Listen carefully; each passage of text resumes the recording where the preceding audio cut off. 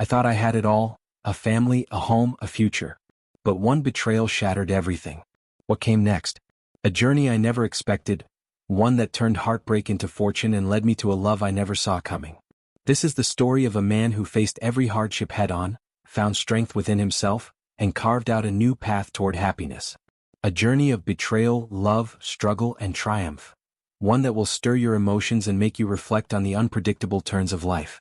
The phone rang at the worst possible moment, just as I was deep in concentration working through an important task. I pulled it from my pocket, frowning at the unfamiliar number. Expecting it to be just another sales call, I debated ignoring it but answered anyway. What I heard was even less welcome.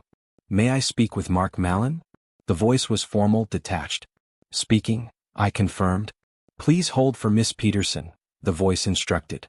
Instead of waiting, I ended the call. As expected, the phone rang again within a minute. "Mr. Mallon, apologies for the disconnection. Please hold for Miss Peterson," the voice repeated. Once again I hung up. Soon the phone rang for a third time. This time I answered, met with a more frustrated tone on the other end. The caller began explaining the situation, but I cut her off. "Tell Miss Peterson I'm not interested in speaking with her, today or any other day," I said firmly before ending the call once more. I turned back to my work, determined to regain my focus. 5 minutes passed before the phone rang again. Recognizing the number, I let it go to voicemail without a second thought.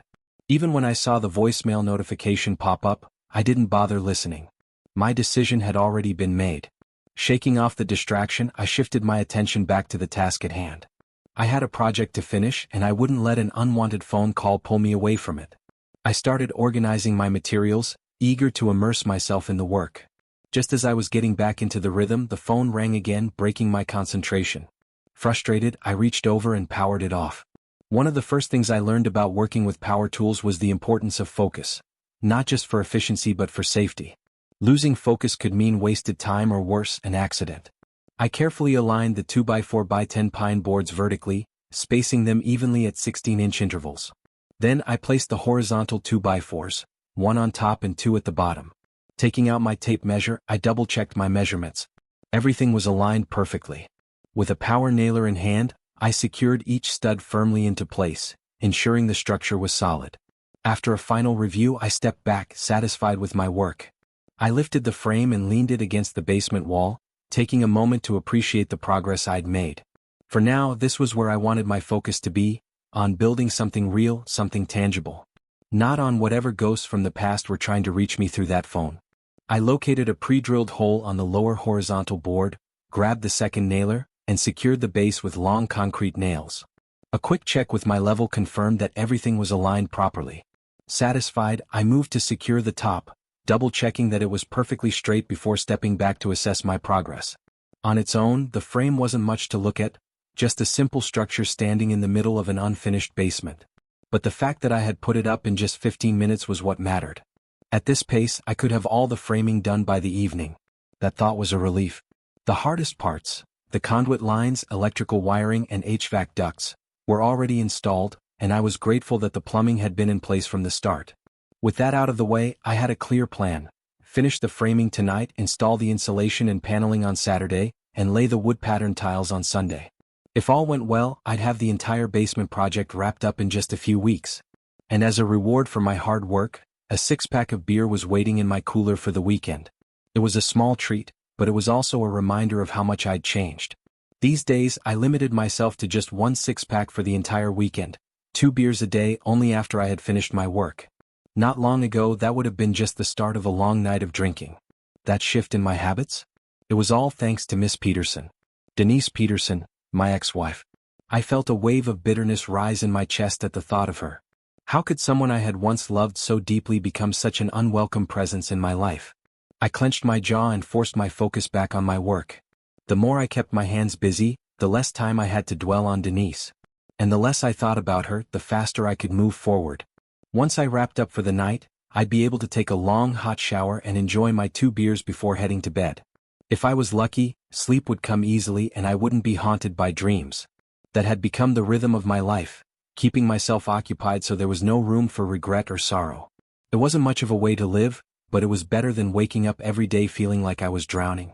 Shaking off that thought, I focused on the next task. I began preparing the lumber for the second, third, and fourth frames, working methodically down the line. When I finally finished, exhaustion had set in.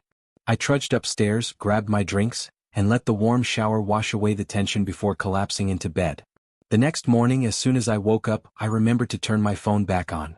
The screen lit up with 20 missed calls and a stack of voicemail messages, all from the same number as the day before. Without hesitation, I deleted them, not bothering to hear whatever demands or so-called urgent concerns Denise had this time. As I got dressed, a sense of relief settled over me. The weekend was here, and if I was lucky, I'd have peace and quiet. Sitting down at my computer, I took care of a few pressing work matters, sending off emails with instructions on how to handle them. Once that was out of the way, I headed to the kitchen, grabbed a bowl of Wheaties and ate my so-called breakfast of champions, with a deep sigh. Then it was back to the basement. Mask on, I got to work fitting insulation rolls into the frames.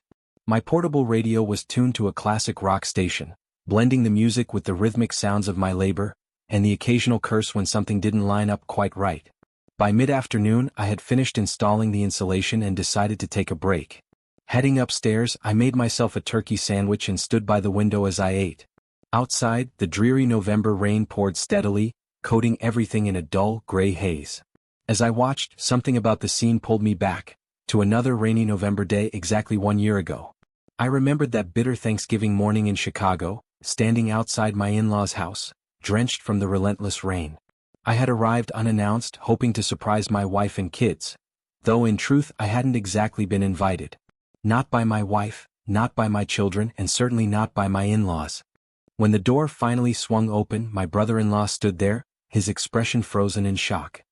His hand tightened around the doorknob as if he was debating whether to let me in or slam it shut. I met his stare with one of my own until, reluctantly, he stepped aside. Meanwhile, my dear mother-in-law, always the one to keep up appearances, bustled into the room, making sure nothing escalated into a scene. Or at least that's what I assumed she was doing. I was more focused on the fact that my trench coat was dripping rain onto her pristine carpet. "Mark, we weren't expecting you. When did you get in?" she asked, her voice carrying that well-practiced mixture of feigned surprise and disapproval. I barely acknowledged her. My eyes were locked on my wife, but she refused to meet my gaze. Instead, she found something absolutely fascinating on the wall behind her mother, as if a single glance in my direction might shatter whatever illusion she was clinging to.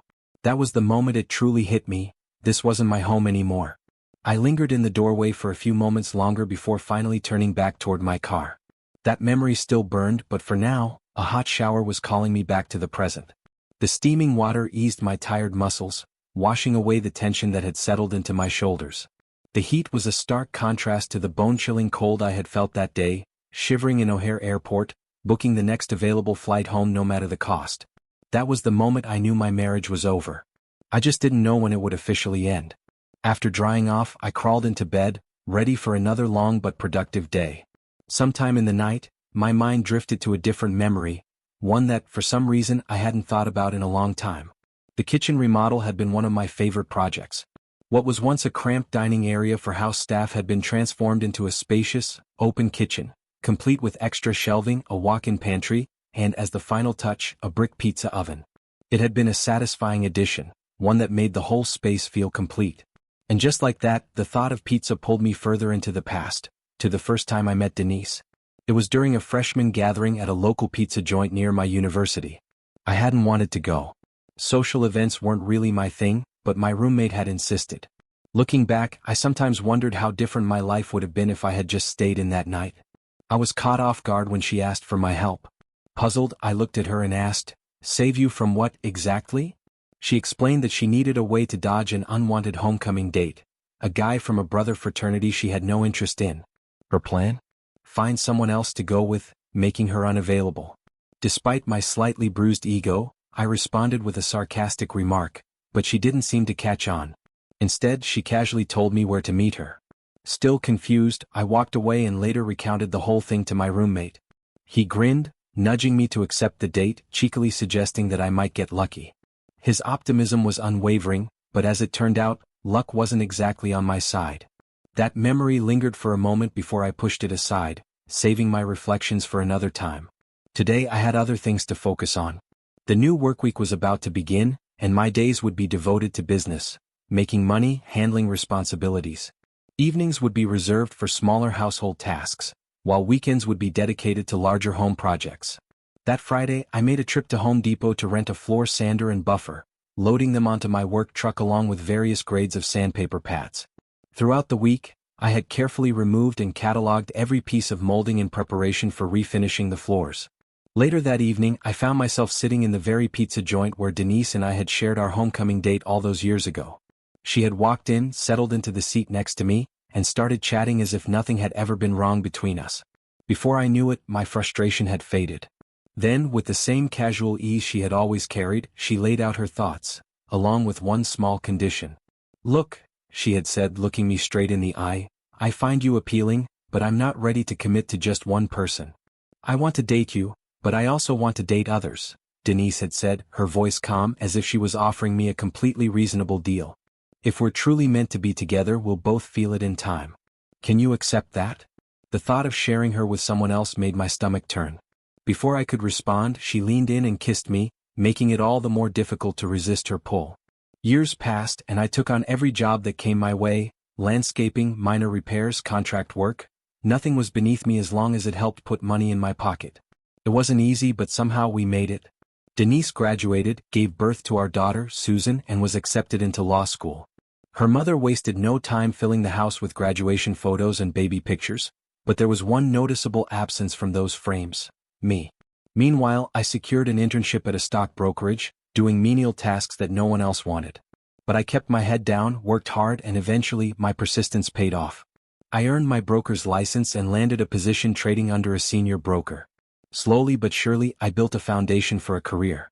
But no amount of professional success could shield me from the cracks forming at home. There were arguments, loud ones. One particularly heated fight erupted when Denise failed to arrange a ride home and expected me to drop everything for her. It escalated enough to upset the kids, and I spent hours trying to calm them down. I let it go, convincing myself that it wasn't worth dwelling on. After all, the issue had already been resolved, and I didn't want to cause them more distress. If I had thought law school was demanding, watching Denise prepare for the bar exam was on an entirely different level.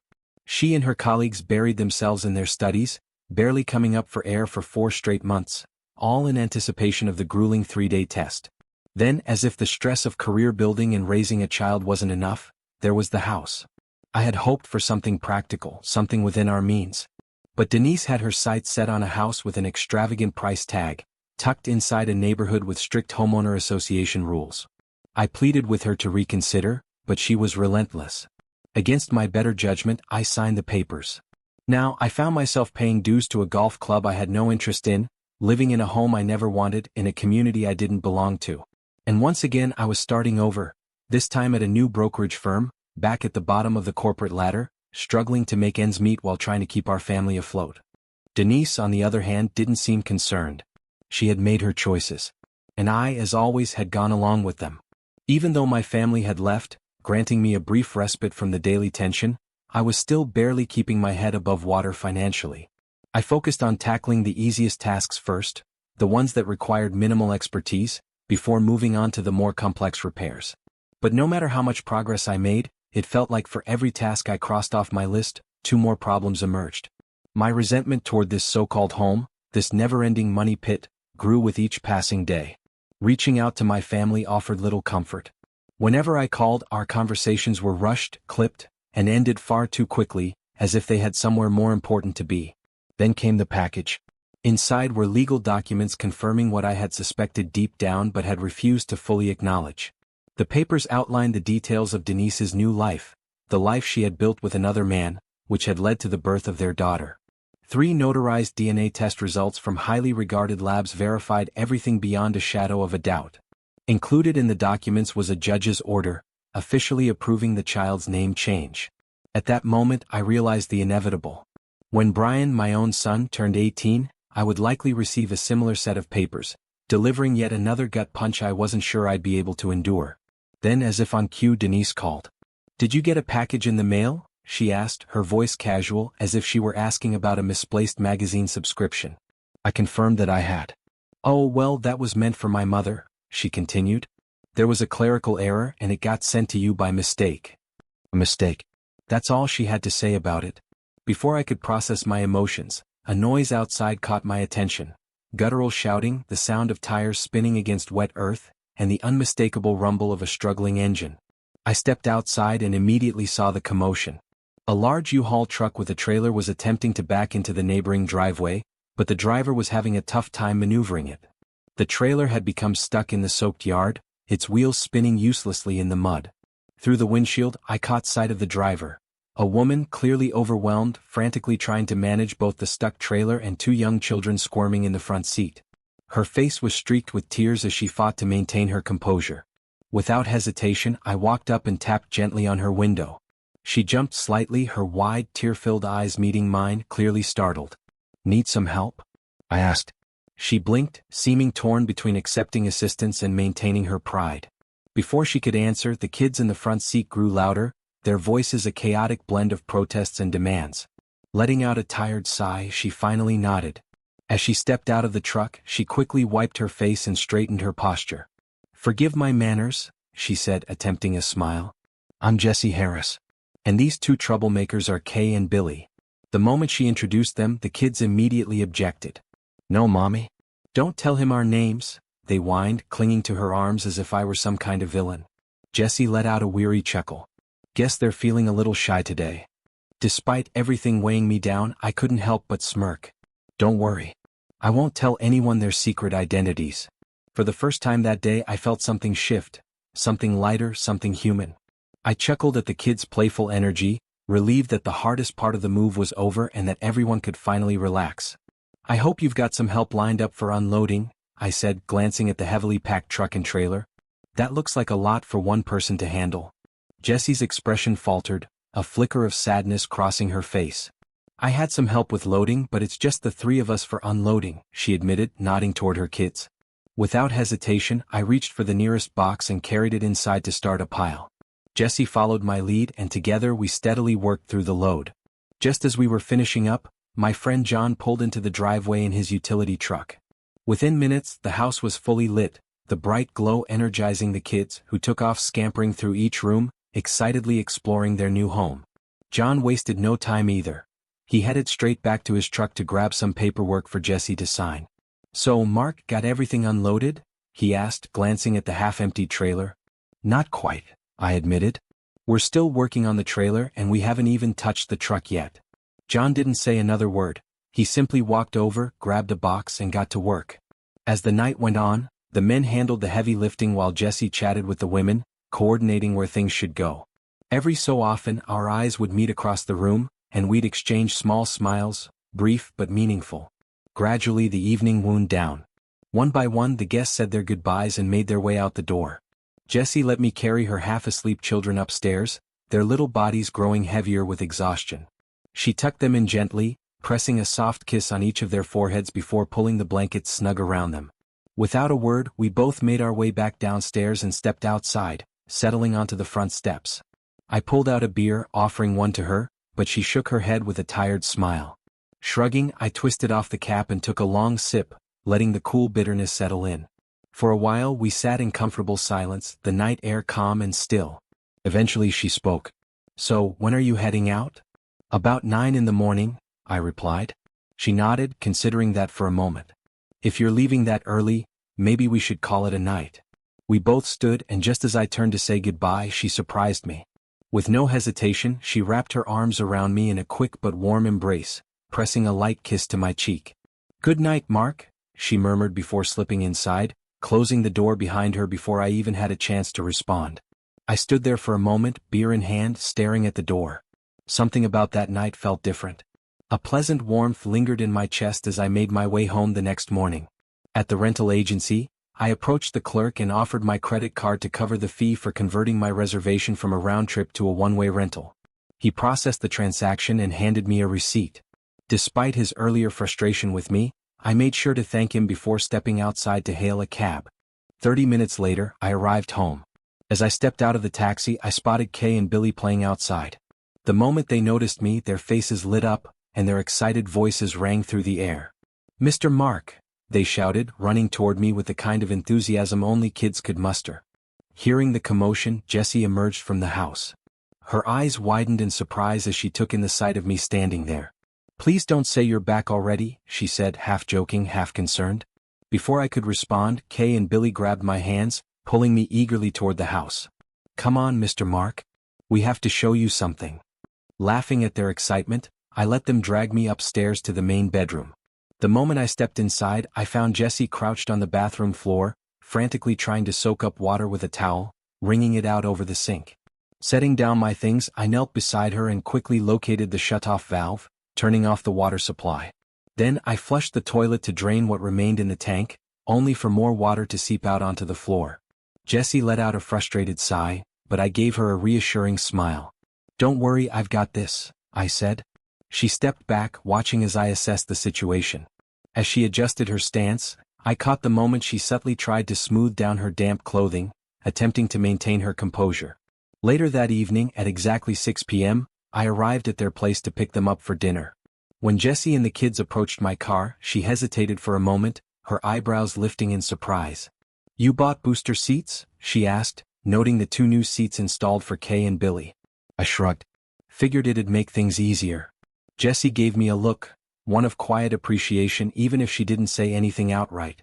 After settling the kids in, we headed to a cozy Italian restaurant, a place I had hoped would be casual enough for all of us to relax. The evening unfolded effortlessly. Kay and Billy, full of energy and curiosity, chattered away, sharing all sorts of stories. Jessie mostly smiled, letting them take the lead, but every now and then, they would say something unexpectedly personal, something that made her blush and quickly change the subject. By the time dinner ended, I could tell the kids were worn out, their eyelids growing heavy as they leaned against their mother. When we arrived back at their house, I handed Jessie my car keys so she could unbuckle them without waking them. As she took the keys from my hand, her fingers lingered for just a moment. Then, as if acting on instinct, she reached up, lightly caressed my cheek, and stood on her tiptoes to press a soft goodnight kiss against my skin. She didn't say a word, just gave me one last look before disappearing inside. I stood there for a long moment, feeling something shift inside me. Something I hadn't felt in a long time. It felt like I floated all the way home that night. By Monday morning I was back at work, but focusing was nearly impossible. My thoughts kept drifting to Jessie, her smile, the warmth in her eyes, the way she had kissed my cheek like it was the most natural thing in the world. After staring blankly at my computer screen for far too long, I finally gave up. I shut it down and threw myself into household tasks instead. There was still plenty to do, and at least home improvement projects kept my hands busy, even if my mind refused to cooperate. I finished staining the floors on the first level, making significant progress on my ever-shrinking to-do list. That evening, I found myself once again at Jessie's, enjoying dinner with her and the kids. The meal was filled with laughter, children's games, and bedtime stories. This time, I read to Kay, tucking her in and wishing her good night before heading back downstairs. At some point, our conversation took a more serious turn. Jessie's eyes welled up with unshed tears, and before I knew it, she rested her head against my chest, seeking comfort. It had been a long time since someone had truly understood what I was going through, since someone had offered me that kind of warmth without expecting anything in return. In a quiet, vulnerable voice, she began sharing the story that had brought her and her children across the country. She had grown up with what seemed like the perfect life. A picturesque childhood, crowned as homecoming queen, followed by marrying her high school sweetheart. They had gone to college together, earned their degrees, and started a family. On the surface, it was the kind of life people dream of. But somewhere along the way things unraveled. She didn't go into detail that night, just hinted at the pain that had driven her to leave everything behind. I didn't push for more. Some wounds take time to surface. The following evening, after another dinner at her place and another goodnight kiss, I found myself reviewing her investment account. It didn't take long to spot the glaring issues. Her manager wasn't just incompetent, he was unethical, making poor stock selections and engaging in practices that raised more than a few red flags. I was certain I could improve her portfolio by at least 30% within a year. Preparing my notes, I made a mental plan to discuss my recommendations with her soon. Dinner at Jessie's had become a welcome routine, filled with good food, games with the kids, and the kind of warmth I hadn't realized I'd been missing. That night, as I tried to bring up the day's events in her account, Jessie stopped me with a gentle smile. "Mark," she interjected, placing a hand on mine, "I trust you. You don't have to give me daily updates." Her words caught me off guard. Trust. It was such a simple thing, yet in my life, it had been anything but. For the first time in years, I felt something settle inside me, something steady, something real. And for once, I let myself believe that maybe, just maybe, I was exactly where I was meant to be. I continued managing Jessie's investment portfolio, finding both satisfaction in my work and enjoyment in her company. Our evenings together became a routine, and weekends, which were once dedicated solely to home improvement projects, evolved into something much more fulfilling, exploring the city with Jessie and the kids. That wasn't entirely accurate though. In addition to our outings, I spent plenty of time helping with repairs at Jessie's house, putting my skills to use and offering different solutions to fix whatever needed attention. It felt good to be needed in a way that wasn't just financial. One evening, after a particularly exhausting day of home repairs, we collapsed onto the bed, laughing over our combined efforts. At first, the sense of accomplishment was enough, but soon we both realized something else. We were starving. Still chuckling, we got up to head downstairs. I grabbed my shorts and reached for my t-shirt, only to find Jessie already wearing it. She grinned mischievously.